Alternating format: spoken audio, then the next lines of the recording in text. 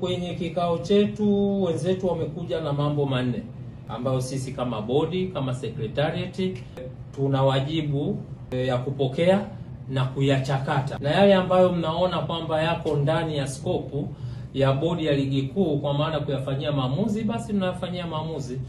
Kwa yale ambayo tutaona kwamba yako nje ya uwezo wetu, basi tutapeleka kwenye mamlaka husika ili aweze kufanyiwa kazi na afanyiwe maamuzi pia.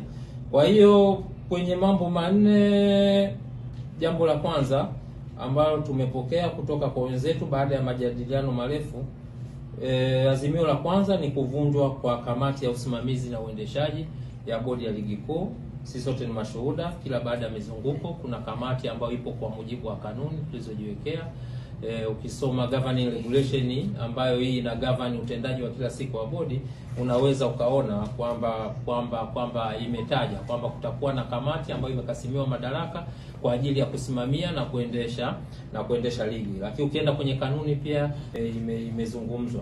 Kwa hiyo hilo lilikuwa ni ombi lao ama takwa lao ambalo wameliwasilisha leo. Jambo la pili ni kujiuzuru kwa afisa mtendaji mkuu.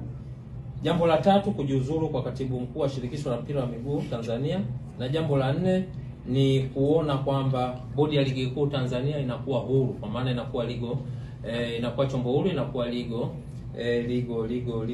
entity. Itoshe kusema kwamba secretariat pamoja na uongozi wa bodi ya ligi kuu Tanzania, kwa sababu kwenye kikao alikuwepo mwenyekiti wa bodi, alikuwepo makamu mwenyekiti wa bodi, alikuwepo mjumbe wa management committee ambayo imekasimiwa madaraka na mkutano mkuu kuweza kusimamia utendaji wa kila siku wa bodi ya ligi kuu. Tumepokea. Itoshe kusema kwamba tumepokea, na ukitazama kwa mujibu wa governing regulation tuliyokuwa nayo, haya mambo yote manne unaweza ukaona kwamba yapo out of scope, yani yapo nje ya uwezo wa bodi ya ligi kuu kuweza kuyapokea, kuyajadili na kuyatolea uamuzi.